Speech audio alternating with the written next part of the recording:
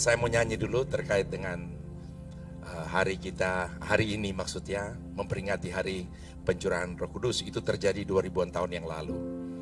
Lagu yang lama, ya. Saya nyanyikan lagu ini, dengar saja, nikmati saja. Tadi kita semua sudah bernyanyi. Anggap saja kita berada di studio RCTI. Dalam acara apa? Terserah. Indonesian Idol atau X Factor. Nah, haleluya. Tepuk tangan dulu bagi Allah kita. Peganglah tanganku, Roh Kudus, setiap hari ku tak dapat jalan sendiri tanpa Roh-Mu. Bawalah diriku kepada segala kebenaran, agar ku tidak tersesat mengikuti jalan-Mu. Peganglah tanganku, Roh Kudus, setiap hari ku tak dapat jalan sendiri tanpa Roh-Mu. Bawalah diriku kepada segala kebenaran, agar ku tidak tersesat mengikuti jalan-Mu. Oh kudus, kudus Tuhan, kudus nama-Mu. Ku beri syukur dalam simfoni indah. Oh ajaib, ajaib Tuhan, ajaib nama-Mu. Nama yang beri menang, Yesus namanya. Oh kudus, kudus Tuhan, kudus nama-Mu. Oh ku beri syukur dalam simfoni indah. Oh ajaib, ajaib Tuhan, ajaib nama-Mu. Nama yang beri menang, Yesus namanya.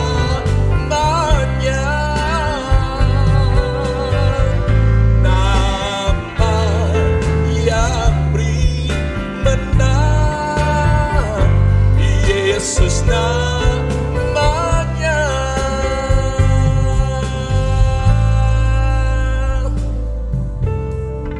Sorak-sorak lagi bagi Allah kita. Iya. Lagu ini rasanya terlalu lama bagi kita ya, tapi justru terangkum di situ. Kalau kita ada hari ini karena Roh Kudus. Ya, nanti kita akan lihat firman Tuhan hari ini. Baik, Maaf kalau saya sudah menambah waktu pujian. Waktu saya firman Tuhan itu 45 menit. Sabar saja. Ya, kalau Tuhan izinkan saya khotbah 2 jam, saya harus taat. Tapi kalau saya lakukan itu, mungkin ini terakhir kali saya diundang di KB. Haleluya. Mari, saudara, firman Tuhan hari ini akan berbicara tentang seberapa pentingkah Roh Kudus dalam kehidupan kita selaku gereja Tuhan. Jauh sebelum peristiwa loteng Yerusalem, di mana Roh Kudus dicurahkan pada hari yang ke-50, ya, Pentakosta itu, ada seorang nabi yang sudah mendahului. Seorang nabi yang sudah berbicara jauh sebelumnya. Itulah Nabi Yoel, ya. Kalau Bapak pengen tahu, ada dalam kitab Yoel pasal yang kedua, ayat 28 sampai ke 29. Itu bukan ayat saya, bukan ayat, tapi hanya mendahului dari apa yang akan saya sampaikan. Jadi Nabi Yoel sudah menubuatkan bahwa nanti pada akhir zaman akan dicurahkan Roh Kudus itu. Nah, dinubuatkannya bahwa Roh Kudus akan dicurahkan oleh Allah, sebetulnya ini menyatakan bahwa ada sesuatu di dalam Roh Kudus itu. Yang setuju bilang amin. Coba bilang ada sesuatu di dalam Roh Kudus itu. Apa yang dinyatakan di dalam nubuatan itu? Dikatakan anak laki-laki dan anak perempuan. Tentunya anak laki-laki, anak perempuan orang yang percaya. Dikatakan mereka akan mendapat mereka akan bernubuat ketika Roh Kudus dicurahkan kepada mereka. Lalu orang tua dikatakan akan mendapat mimpi. Lalu para teruna mereka akan mendapatkan penglihatan-penglihatan. Itulah yang saya maksudkan. Ketika dinubuatkan Roh Kudus akan dicurahkan, menyatakan bahwa ada sesuatu di dalam Roh Kudus itu. Saudara, berapa lamakah waktu, berapa lamakah nubuatan itu disampaikan sebelum pada kenyataan Roh Kudus itu dicurahkan? Pada lebih kurang 2000 tahun yang lalu. Dalam catatan kalau saya perhatikan ada lebih kurang 800-an tahun Nabi Yoel sudah berbicara. Nanti setelah 800-an tahun baru penggenapan itu terjadi. Nah, saudara yang saya kasihi di dalam Tuhan, Alkitab mencatat bahwa pada hari Pentakosta, semua orang berkumpul di satu tempat. Dan kita tahu bahwa itu terjadi di loteng Yerusalem. Jadi Bapak Ibu yang pernah ke Yerusalem, pernah tentunya ada di situ.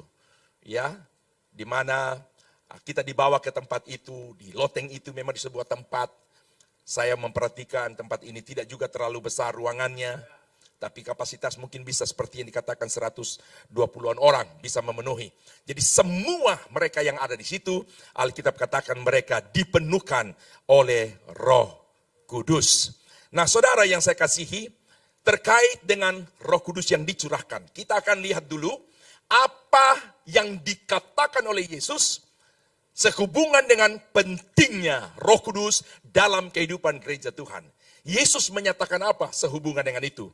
Coba kita buka dulu Yohanes 14 ayat yang ke-16. Sekali lagi ini belum ayat khotbah saya. Tapi kita buka saja, puji Tuhan. Jadi bisa perkirakan khotbahnya berapa lama ini. Yohanes 14 ayat 16. Mari kita akan baca dulu. 2, 3. Aku akan minta kepada Bapa dan ia akan memberikan kepadamu seorang penolong yang lain. Supaya ia menyertai kamu selama-lamanya. Yesus menyatakan Roh Kudus yang akan dikirim oleh Bapa berfungsi sebagai apa? Penolong bagi kita gereja Tuhan. Bilang amin lagi. Coba semua katakan Roh Kudus penolong saya. Oke. Nah, secara tersirat ya, tidak tersurat. Kalau tersurat ada dalam catatan. Tapi secara tersirat sebetulnya Yesus sedang menyatakan kepada kita bahwa kita tidak dapat mengikuti Yesus, kita tidak dapat mengiring Yesus dengan kekuatan kita sendiri. Hanya dengan bermodalkan kekuatan yang berasal dari Allah lewat Roh Kudus, maka sampai pada siang hari ini kita semua bisa ada. Ya, jadi alasannya itu, mengapa kita ada sekarang, semua hanya karena Roh Kudus. Tanpa kekuatan Roh Kudus, bukan cuma tidak bisa mengiring Tuhan, kita tidak akan pernah mungkin mencapai sorga. Kenapa? Karena Roh Kudus itu merupakan kekuatan kita gereja Tuhan yang memampukan kita menghadapi segala situasi seburuk apapun. Bahkan kita semua tahu musuh besar kita adalah iblis. Dia terlalu kuat bagi kita.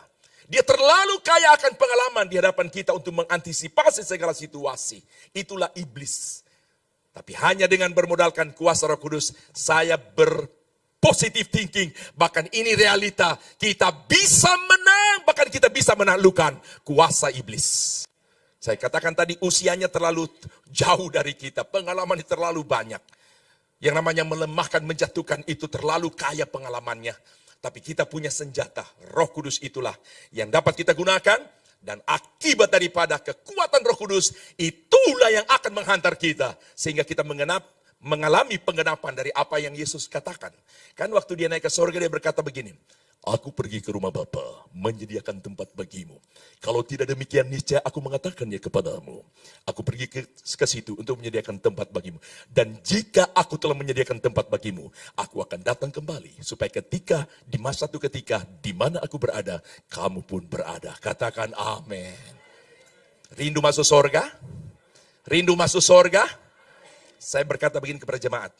Rindukanlah sorga melebihi apapun yang patut engkau rindukan. Maka dengan demikian hidup ini akan termotivasi. Puji Tuhan.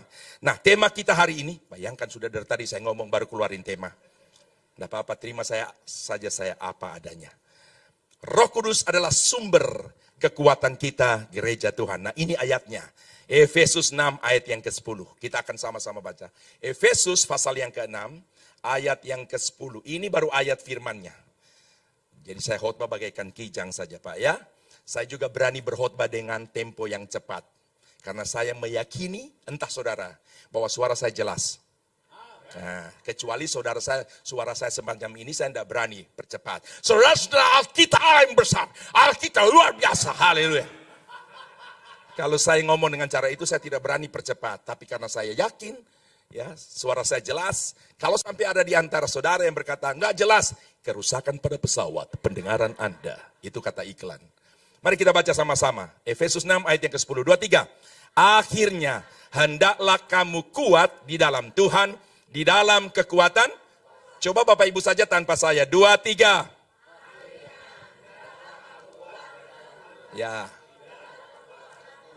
Puji Tuhan. Firman Tuhan ini merupakan kesimpulan dari seluruh nasihat Paulus kepada jemaat yang ada di Efesus ketika itu. Setelah banyak hal dia sampaikan tentang bagaimana kehidupan kekristenan mereka, bagaimana mereka menjalani kehidupan mereka, apa yang harus mereka lakukan sebagai kehendak Allah, ataukah apa yang tidak bisa mereka perbuat sebagai hal yang bertentangan dengan kehendak Allah. Setelah semua disampaikan Paulus, dia katakan akhirnya hendaklah kamu kuat di dalam Tuhan, di dalam kekuatan kuasanya. Bilang amin lagi. Saudara yang saya kasihi, bahwa untuk kita dapat melakukan, kita harus memiliki kekuatan yang bersumber daripada Roh Kudus. Sebagai gereja Tuhan, kita banyak diperhadapkan dengan hukum-hukum, demikian juga dengan ketentuan-ketentuan yang ada dalam firman Allah, yang harus kita lakukan. Dan saya mau beritahu, dalam hidup ini ada kepentingan. Kalau kita bicara kepentingan, ada kepentingan kita secara pribadi. Terkait dengan keselamatan, kita bertanggung jawab atas keselamatan pribadi. Bilang amin. Tapi ternyata dalam Alkitab, berbicara tentang keselamatan, ada tanggung jawab moral di atas pundak setiap orang yang percaya. Setelah mana kita tahu kita sudah diselamatkan, sekarang pun kita sedang mengerjakan perkara selamat. Bilang amin. Dan nanti kita akan sampai pada keselamatan yang abadi. Jadi selamat itu ada 3 tahap. Kita sudah diselamatkan dari dosa. Sekarang kita dalam jalan kebenaran. Bilang amin. Dari gelap kepada terang. Itu keselamatan tahap pertama. Yang kedua, kita mengerjakan perkara-perkara selamat. Salah satunya, kita mau setia beribadah. Bilang amin. Melakukan firman Allah. Berbuat baik pada orang yang bikin jahat. Suka memberi tumpangan. Ada banyak hal yang Tuhan suruh kita lakukan. Itu sementara, itu selamat dalam tahap yang kedua. Sedang diselamatkan, mengerjakan perkara selamat. Dan selamat yang tahap yang ketiga, nanti ketika mana kita berada dengan Yesus di sorga, kita akan jumpa dengan Nabi Musa, kita jumpa dengan Nabi Elia, bilang amin. Kita jumpa dengan Nuh, dengan Henok, mereka yang terangkat hidup-hidup. Ada kesempatan untuk kita bertanya kepada mereka, bagaimana lu punya pengalaman waktu itu? Lu cerita aja sama gue. Gimana Elia, lu ngomong dong, gimana waktu lu terangkat, kagak takut gak lu jatuh lagi? Nanti kita mau ke sana, ini cuma sekedar intermezzo saja. Ya. Mau berjumpa dengan mereka di sorga? Yang lebih-lebih yang kita mau kan kita mau jumpa dengan Tuhan Yesus. Nah, saudara yang saya kasih dalam Tuhan. Jadi selain ada kepentingan diri kita sendiri, ternyata di atas pundak setiap orang percaya ada tanggung jawab moral. Di mana kita, Tuhan mau supaya kita menjadi saksi dalam pengertian kita mau membawa jiwa-jiwa datang kepada Tuhan Yesus. Itu sifatnya mutlak. Menjadi saksi bagi Kristus sifatnya mutlak. Membawa jiwa bagi Yesus sifatnya mutlak. Membawa orang datang beribadah sifatnya mutlak. Membawa jiwa datang beribadah di KB sifatnya mutlak. Saudara bisa bawa satu jiwa saja ke sini. Coba kalau satu orang bawa satu orang. Satu jiwa bawa satu jiwa ke tempat ini. Penuh Pak. Amin. Nah itu. Saya yakin Pak Yohanes tidak akan berdiri menutup pintu terlalu penuh. Tidak. Kalau semakin banyak justru bagaimana cara supaya ruangan ini semakin besar. Haleluya, tepuk tangan dulu bagi Allah kita. Jadi tanggung jawab moral dalam rangka kita harus menjadi saksi membawa jiwa kepada Yesus. Coba kita baca dalam Matius 28 ayat 19 sampai ayat yang ke-20. Di sini letaknya adanya tanggung jawab setiap orang yang percaya terhadap jiwa-jiwa yang lain. Matius 28, 19 dan ayat yang ke-20. 23. Karena itu, pergilah, jadikanlah semua bangsa muridku. Dan baptislah mereka dalam nama Bapa dan Anak dan Roh Kudus. Terus, dan ajarlah mereka melakukan segala sesuatu yang telah kuperintahkan kepadamu. Dan ketahuilah, aku menyertai kamu sampai kepada akhir zaman. Tuhan bilang kepada setiap orang kita waktu itu dalam konteks murid-murid. Jadikan segala bangsa muridku dan sebagainya. Saya mau beritahu, yang namanya amanat agung Yesus tidak hanya tertuju kepada mereka ketika itu, tapi ini akhirnya berlaku bagi setiap kita orang yang percaya. Tuhan mau kita menjadi saksinya, membawa jiwa kepada Tuhan. Saya mau jujur, khotbah ini baru saya khotbahkan di tempat saya. Dan saya merasakan jemaat Tuhan begitu dilawat. Nah, kami dari GPDI, itu ada yang namanya berdoa 10 malam. Di sini mungkin tidak dilakukan ya. Kalau GPDI kami organisasi ini, dari dulu sejak berdirinya GPDI, sudah 100 tahun. Dari awal, itu melakukan doa 10 malam. Dalam rangka pencurahan Roh Kudus, terhitung sehari setelah Yesus naik. Jadi Yesus naik, besoknya mulai hari pertama. Jadi di gereja kami dibuat doa 10 malam. Memotivasi bagi jemaat yang belum dipenuhkan, supaya biar dalam kesempatan 10 hari ini, tadi puncaknya. Dan bagaimana jemaat Tuhan dilawat oleh Tuhan luar biasa. Sampai saya agak terlambat datang. Karena ibadah dalam rangka pencurahan Roh Kudus, jemaat Tuhan masih demikian mereka menikmati lawatan Roh Kudus. Sehingga kami tidak bisa memberhentikannya. Nah, saudara, menjadi saksi. Pertanyaannya bagaimanakah untuk kita dapat melakukannya? Menjadi saksi Kristus yang berhasil. Bagaimana? Coba kita baca lagi Kisah Rasul 1 ayat yang ke-8. Saya mau kita semua baca dengan semangat. Kisah Rasul 1 ayat yang ke-8. Kita baca bersama-sama, 2, 3. Tetapi kamu akan menerima kuasa kalau Roh Kudus turun ke atas kamu. Dan kamu akan apa? Menjadi saksiku di Yerusalem dan di seluruh Yudea dan Samaria dan sampai ke ujung bumi. Firman Tuhan ini diucapkan Yesus pada detik-detik terakhir sebelum dia terangkat naik ke sorga. Inti daripada firman Tuhan yang diucapkan Yesus mengatakan kamu beroleh kuasa kalau Roh Kudus turun ke atas kamu. Inti atau makna yang terkandung di dalam firman Tuhan ini artinya bahwa Roh Kudus adalah sumber kekuatan kita, gereja Tuhan. Bilang amin. Baik dalam kita secara pribadi, bertanggung jawab atas mempertahankan keselamatan kita, melakukan segala perintah-perintah Tuhan, maupun dalam sisi yang lain, ketika mana Tuhan mau kita menjadi partnernya dia. Dia mau kita menjadi alatnya untuk apa? Memenangkan jiwa-jiwa yang lain. Bagi Yesus sebagaimana kita sudah diselamatkan. Jadi yang namanya orang Kristen, khususnya KAB, bukan Kristen yang egois. Coba bilang, saya bukan jemaat yang egois. Ya, jadi kalau saudara menyatakan saya bukan jemaat yang egois, artinya kalau engkau sudah diselamatkan, engkau punya tanggung jawab yang lain. Siapa dia? Mungkin orang tuamu. Siapa dia? Mungkin mertua. Siapa dia? Mungkin kakak ipar, adik ipar, lingkaran keluarga, mulai yang kecil sampai yang agak jauh. Tapi mungkin itu sobat kenalan saudara, kita punya tanggung jawab. Dan Tuhan mau, dengar baik-baik pesan ini. Tidak ada berkat yang lebih besar yang bakal kita terima dibandingkan dengan kita mampu membawa satu jiwa datang kepada Tuhan. Saudara boleh berkorban di sini. Mau berapa miliar korban saudara, besar memang nilainya. Tapi maaf, dibanding dengan nanti apa engkau terima, di mata Tuhan jauh lebih besar berkat yang bakal saudara terima dengan engkau membawa satu jiwa saja. Kenapa? Ukurannya di mana? Alkitab berkata, di mata Tuhan satu jiwa lebih berharga dari seluruh dunia. Elek-elek koyong ini. Tapi yo enggak juga toh. Masa elek koyong ini ganteng ini kok. Satu-satunya pendeta yang selalu mengakui ganteng saya. Itu tidak dimiliki pendeta lain. Saya enggak peduli apa kata saudara. Nah, sebenarnya hala nek ngene ganteng terus enggak ganteng ya apa? Pedean iku, kepedean DE iku. Enggak peduli saya. Masih ingat 3 alasan kenapa saya selalu berkata saya ganteng? 1, menghargai pencipta. Jadi kalau saudara bilang aku iki elek, menghina pencipta. Jadi apapun keadaanku, aku ini ganteng, menghargai pencipta. Yang kedua, kenapa saya katakan saya pencipta? Saya ganteng, saya pencipta. Karena aku iki lanang.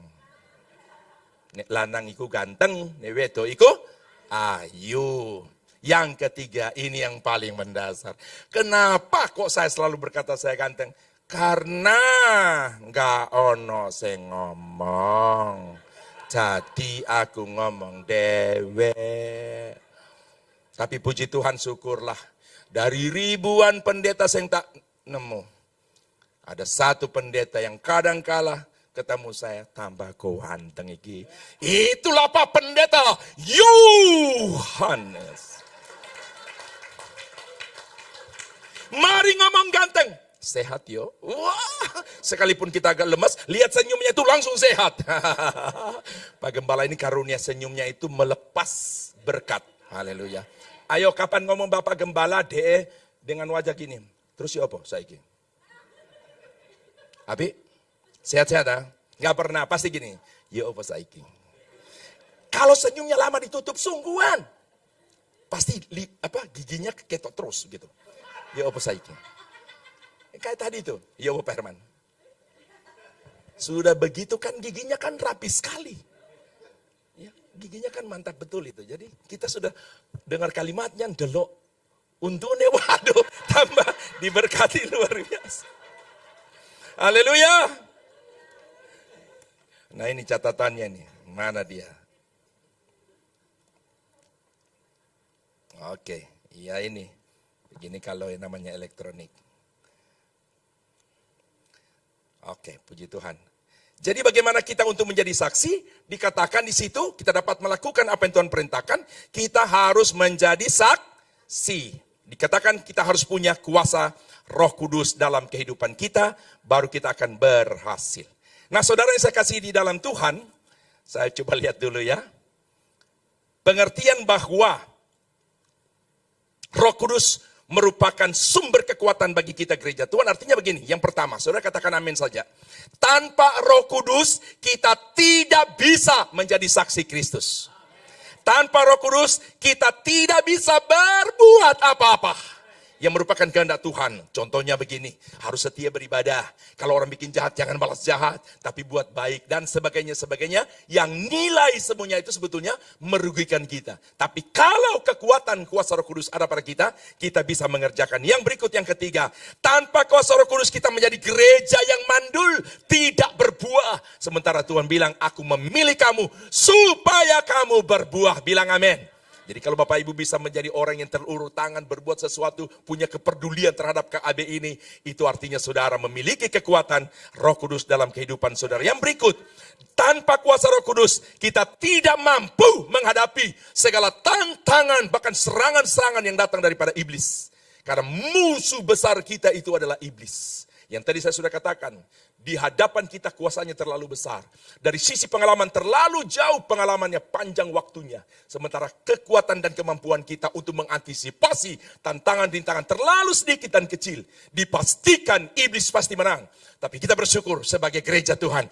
Tuhan perlengkapi kita dengan satu kekuatan kuasa. Itulah kuasa Roh Kudus. Memungkinkan kita hari ini bisa selalu ada. Dan yang terakhir, tanpa Roh Kudus kita tidak akan pernah bisa mencapai sorga sebagai tujuan akhir kita. Puji Tuhan. Nah, saudara yang saya kasihi di dalam Tuhan, di sini kita dapat melihat bahwa Roh Kudus adalah kunci untuk kita dapat melakukan segala kehendak daripada Allah. Kita dapat melakukan segala perintah daripada Tuhan. Nah, salah satu kehendak Tuhan, salah satu perintah Tuhan adalah kita harus menjadi saksinya. Itu dikatakan kamu beroleh kuasa kalau Roh Kudus turun ke atas kamu. Ada satu pertanyaan di sana. Mengapa kita harus menjadi saksi? Karena kita sudah selamat dengan sendirinya. Rasul Paulus berkata, kerjakan keselamatanmu pribadi. Untuk apa saya harus memikirkan orang lain lagi? Saudara, saya mau katakan kepada saudara, ada alasannya. Kalau Tuhan mau kita menjadi saksi. Alasannya adalah karena Yesus ingin supaya semua orang diselamatkan. Bilang amin. Betapa murni cinta dan kasihnya. Dia mau semua diselamatkan. Kita akan lihat buktinya. Benarkah itu? 2 Petrus 3 ayat 9. Kita baca lagi. 2 Petrus 3 ayat yang ke-9. Mari kita baca bersama-sama. Baik, puji Tuhan. Saya suka sekali di sini, cepat sekali. Ya, multimedia hebat luar biasa. 2, 3. Tuhan tidak lalai menepati janjinya, sekalipun ada orang menganggapnya sebagai kelalaian. Tetapi ia sabar terhadap kamu. Di bagian ini baca dengan perlahan tapi volume yang besar. 2, 3. Karena ia menghendaki supaya jangan ada yang binasa, melainkan supaya semua orang berbalik dan bertobat. Tuhan mau supaya kita menjadi partnernya. Tuhan mau supaya kita menjadi saksi. Supaya apa? Bisa menjangkau jiwa-jiwa yang masih terhilang. Itu tujuannya. Nah, saudara yang saya kasihi, coba kita lihat lagi dalam Yohanes 3 ayat 16a. Ini juga ada hubungan dengan kenapa kita harus menjadi saksinya. Yohanes 3 ayat 16a. 2, 3. Karena begitu besar kasih Allah akan dunia. Sampai di situ saja. Akan dunia ini. Pengertiannya apa coba? Begitu besar kasih Allah akan dunia ini. Artinya tidak terbatas pada satu golongan. Tidak terbatas pada satu suku. Tidak terbatas kepada sekelompok orang. No. Tapi tujuan daripada kasih seluruh dunia. Makanya tadi dibilang, Tuhan ingin supaya semua orang diselamatkan. Dia tidak menghendaki kalau ada satu saja yang binasa. Itu yang Tuhan mau. Persoalannya sekarang, menurut Yohanes 3:16 bagian B, hanya orang yang percaya kepadanya yang tidak akan binasa, tapi beroleh hidup yang kekal. Ternyata apa yang Tuhan buat lewat pengorbanan Putra Tunggal Yesus Kristus tidak begitu saja. Tidak otomatis manusia semua selamat. No. Hanya orang yang merespon. Dan bagaimana manusia bisa merespon? Lewat kita. Orang yang sudah diselamatkan. Tuhan mau supaya kita menjadi kepanjangan tangannya. Bilang amin. Lewat mulut kita bisa berbicara tentang Dia yang adalah Tuhan dan Dia yang adalah Juru Selamat. Beberapa kali saya masuk di perumahan kami. Saya menjumpai ada orang-orang tua, ada yang jualan, saya pergi, tidak ada yang beli. Saya pulang, tidak ada yang beli. Ini cuma hal kecil saja. Bagaimana kita punya kesempatan sedikit bisa berbicara, menyatakan Yesus kepada mereka. Saudara, waktu saya lewat, Roh Kudus sudah bilang, kasih uang. Dalam hati saya, kan bukan cuma saya yang lewat, kan ada orang lain. Saya makin jauh, Roh Kudus bilang kasih. Saya masih menentang, kan bukan cuma saya, kan masih ada orang lain. Semakin keras kasih, akhirnya saya balik. Saya kasih. Orang jualan apa itu? Manisan-manisan. Sudah tua. Dia pikir saya kasih uang, dia sudah mau ambil apa manisannya. Saya bilang, enggak usah Pak, enggak usah. Nah, itu begitu-begitu kesempatan, Pak. Saya ini pendeta. Sedikit ya Pak. Oh ya makasih. Enggak pernah dengar Yesus enggak? Oh iya pernah. Tapi agamanya lain. Tapi mereka sudah dengar identik Yesus itu Isa. Saya bilang, itu Yesus bilang, kamu memberi kepada orang lain. Kalau sudah digerakkan hati, suruh kasih, harus kasih Pak. Makanya Yesus yang suruh. Ya sudah ya Pak ya. Oh iya makasih. Dia lihat saya kan lihat di spion. Dia lihat-lihat sambil pegang uang cuma 10 ribu, 20 ribu. Tapi bagi dia itu berharga karena tanpa sesuatu apapun usahanya dia sudah dapat. Dia cium-cium uangnya sambil lihat saya. Waktu itu gereja masih dibangun. Haji yang bangun gereja kami, waktu saya memberi itu, rupanya Haji di belakang. Waktu saya sudah lewat, saya lihat Pak Haji itu berhenti kepada Bapak ini. Bapak ini tetangganya, dia bilang, sengei, due mau ikut pendeta. Saya sudah sampaikan Yesus. Waktu saya balik dari situ, saya temu ada seseorang, apa kerjanya cuma untuk ledeng-ledeng begitu. Tapi orang sudah tua, mungkin sudah mau 80 tahun. Cuma duduk-duduk di pinggir jalan. Di perumahan kami itu ada yang begitu, di jalan masuk itu. Roh Kudus bilang, kasih dia. Saya pikir lagi, saya sudah, masa ini lagi dalam hati. Roh Kudus bilang, kasih. Kesempatan lagi bagi saya. Saya menyinggung lagi nama Yesus dengan cara yang kurang lebih sama. Tapi waktu Tuhan bilang kasih dia, saya lewati lagi. Roh Kudus bilang, kasih. Saya masih coba mengelak, saya bilang, bukan cuma saya. Akhirnya karena semakin keras suara bilang kasih, saya balik. Rupanya Tuhan mau, saya harus berbicara untuk menyatakan Yesus kepada orang itu. Terlepas dari dia pada akhirnya, diselamatkan atau tidak. Pokoknya bagian saya sudah saya lakukan, selebihnya urusan Roh Kudus. Amin. Nah lucunya waktu saya lewat begini terhadap orang yang kedua ini, saya mau balik karena Roh Kudus bilang kasih lagi sama dia. Saya dapat satu lagi di sini dekat bambu. Roh Kudus bilang dia juga. Kau dia juga? Saya tidak bisa melawan, saya berhenti. Saya kasih, kalau Bapak ini masih agak lebih muda sedikit, dia jual mangga. Di tempat yang orang tidak mau berhenti. Saya pikir memang kadang-kadang kita beda ya. Orang memang kalau pebisnis murni, dia tahu memilih tempat. Kalau kita ini kadang-kadang pokoknya di mana aku suka berhenti bikin jual ini. Padahal kayak di Gunung Sari itu, dekat Rola itu. Itu kan tidak mungkin orang berhenti. Ada yang jual-jualan di situ, saya pikir aduh. Masa nggak ada pikiran begitu. Jadi kita lewat terus, nggak ada yang beli-beli di situ. Nah sudah, saya bicara lagi nama Yesus. Saya bilang, pernah dengar Yesus Pak? Enggak, pernah. Pak, Yesus bilang, kalau tergerak hati kasih sama orang. Jangan sampai nggak jadi, jangan sampai batal Pak. Ya, Tuhan Yesus berkati Pak. Enggak. Sama waktu saya pergi, saya cuma suka-suka lihat di cermin. Lihat responnya dia, rasanya uang itu begitu berharga di tangan dia. Bisa bilang amin? Hal kecil yang saya sudah buat. Kalau saya di Jakarta, Tuhan percayakan saya 11 tahun melayani di GBI Tiberias. 2006 sampai 2017. 11 tahun, Tuhan percayakan saya melayani. Saudara, setiap kali saya dari bandara, 2 kali seminggu. Sekali dalam 2 minggu, jadi sebulan 2 kali. Dari bandara menuju ke hotel. Saya selalu pergi hari Sabtu. Saya gunakan waktu saya dengan sopir. Kebanyakan saya tanya dari mana asalnya, dia bilang Jawa Barat. Kebanyakan rata-rata sopir. Saya bercerita banyak hal dan ada menjadi senjata bagi saya. Ketika saya berbicara, saya pendeta. Waktu dia, begitu ya. Tapi saya bersyukur loh Pak, karena gereja kita ini gereja ajaib. Yang tunjukkan tanah saya Haji, orang Makassar, famnya Dasaat. Sekarang depan gereja, orangnya.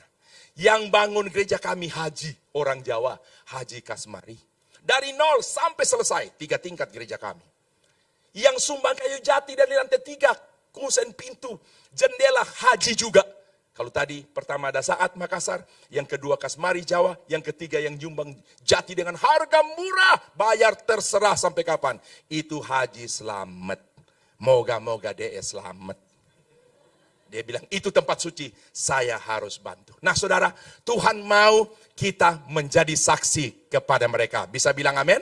Ya, coba tepuk tangan dulu bagi Allah kita yang luar biasa itu. Itulah sebabnya Tuhan mau supaya kita menjadi alatnya. Karena Tuhan punya visi bahwa bukan hanya satu bangsa seperti yang selama ini kita tahu, bangsa Yahudi yang diselamatkan, tapi seluruh bangsa. Puji Tuhan.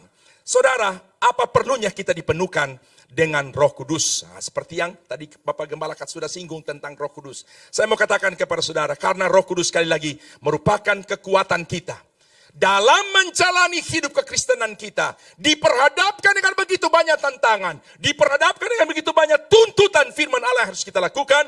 Dengar baik-baik, kekuatan alami kita tidak cukup untuk bisa mengerjakan semua itu.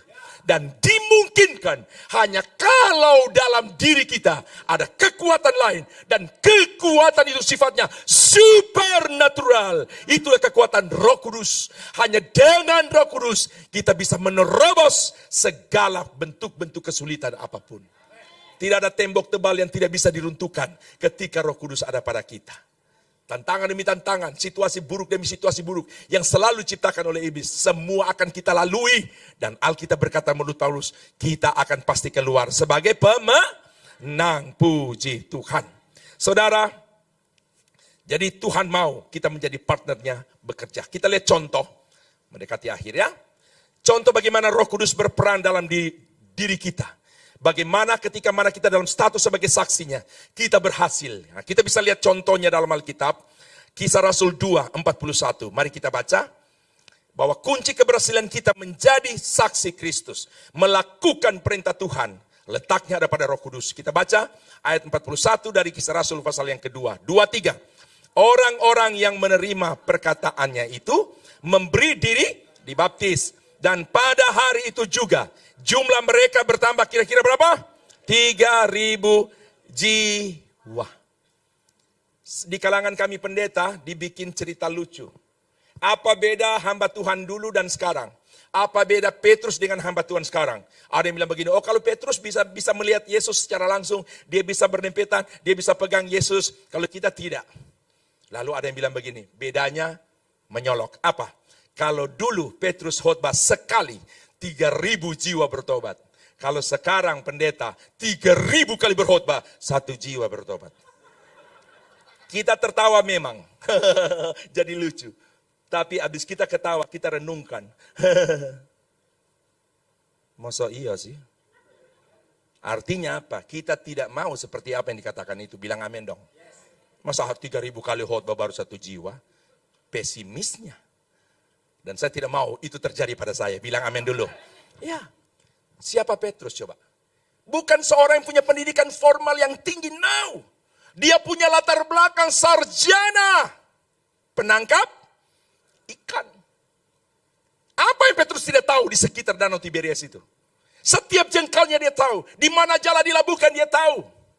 Ikan jenis apa? Ada di mana? Dia tahu. Semua dia tahu. Kalau kita ke Israel yang kita makan ikan Petrus toya. Tapi ada sebuah khotbah pendeta dari luar negeri. Dia bilang 153 ekor ikan waktu mereka tangkap, Petrus tangkap itu. Mewakili 153 jenis ekor ikan yang ada di. Saya berpikir puji Tuhan. Saya dapat satu berkat luar biasa. Selama ini kita cuma nilai dari 153 ekornya saja. Bos ikan Petrus KB. Tapi orang ini bilang itu mewakili satu ekor, satu jenis. Berarti sekitar 153 ekor. 153 jenis ikan. Dan masing-masing terwakili. Ditangkap oleh Petrus, bilang amin. Seorang yang cuma ahli menangkap ikan. Tapi pada akhirnya lihat Tuhan pakai. Tanpa dibekali ilmu pengetahuan yang formal. Tuhan pakai dia. Sekali bicara. 3.000 jiwa menyerahkan diri. Bertobat, bilang amin. Bertobatnya 3.000. Bukan karena dia seorang orator unggul. Ulung, bukan unggul. Seorang orator ulung. Tidak. Tapi karena peranan Roh Kudus. Artinya apa? Di setiap kata kalimat yang dia ucapkan. Diurapi. Sehingga ketika orang mendengar. Tidak hanya sampai sebatas pada telinga. Tapi dia masuk menusuk sampai dalam hati. Yang membuat setiap manusia ketika itu. Mereka insaf akan hidup mereka yang salah. Berdosa di hadapan Tuhan. Sehingga mau tidak mau. Langkah selanjutnya dari ketika mereka dengar. Mereka menyerahkan diri mereka. Dan apa yang harus dibuat?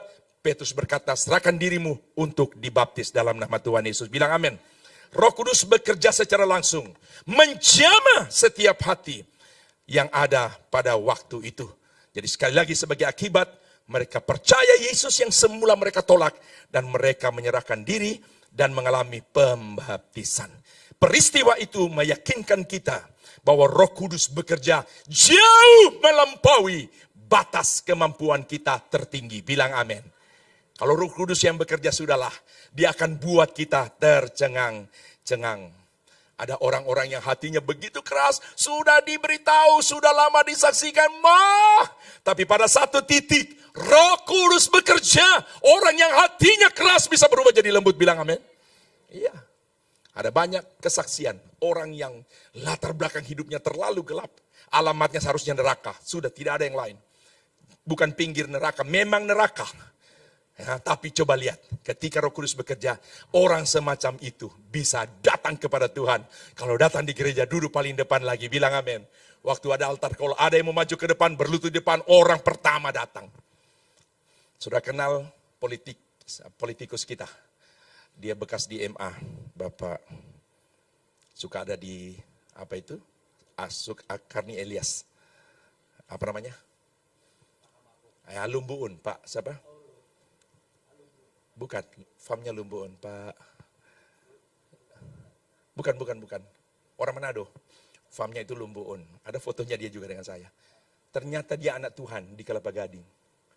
Kalau dia datang ibadah. Orang lain kalau ke gereja kan cari tempat di belakang toh. Tapi jemaat sini enggak loh Pak. Semua kepengen di depan. Cuma karena depan penuh, mereka di belakang. Kalau di KB, ya kan? Kalau ada yang begitu, mulai minggu depan, rubah. Datang di depan, bilang amin. Waktu dibilang, adakah yang mau menyerahkan diri, maju ke depan. Orang ini, Gayus Lumbuun. Baru saya ingat, ini orang besar. Tapi dia tanggalkan semua predikat yang melekat di tubuhnya. Kalau sudah urusan gereja, ini orang-orang model begini sulit sebetulnya.